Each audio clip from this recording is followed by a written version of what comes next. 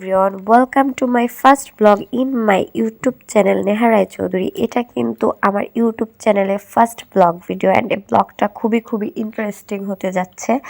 আজকে মূলত হচ্ছে যে আপনাদের সাথে আমাদের মতো মানুষদেরই কিছু ভিন্ন মানুষের হচ্ছে যে জীবন কাহিনী শেয়ার করব।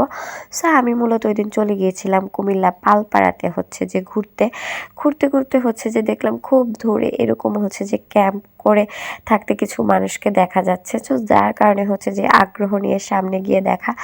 আসলে বর্তমানে হচ্ছে যে শহরে এলাকায় বা হচ্ছে যে শহরের বিভিন্ন গ্রাম সাইডও এরকম দেখা যায় না, এগুলো প্রায় অনেক বছর আগে হচ্ছে যে দেখা যায়। তো সো ওদের জীবন কাহিনীটা আমি ভিডিওতে যেমন করে ক্যাপচার করেছি, আসলে কিন্তু জীবন কাহিনীটা এমন নয়, হয়তো দেখতে সুন্দর লাগছে।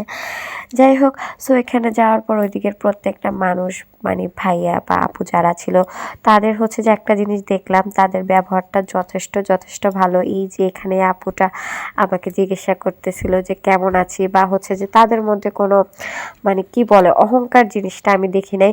বর্তমান সমাজে দেখা যায় যে এখনকার মানুষকে মানুষ বলে দামই দেয় না, কিন্তু এই মানুষগুলোর মধ্যে আমি যা দেখলাম যে তাদের কাছে হয়তো অনেক টাকা নেই, কিন্তু তাদেরকে মানুষ হিসেবে একজন মানুষকে দেওয়ার জন্য যথেষ্ট সম্মান ছিল।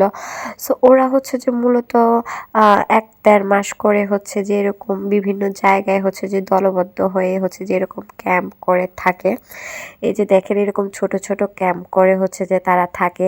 এখানেই হচ্ছে যে তারা ঘর বাড়ির মতো এরকম ক্যাম্প করে, রান্না বাড়ি করে হচ্ছে যে কোথাও 1.5 মাস, কোথাও 2 মাস এমন করে হচ্ছে যে বিভিন্ন গ্রামে বা বিভিন্ন জায়গায় হচ্ছে যে ওরা থাকে। আসলে মানুষের জীবনটা কত কঠিন, তাই না?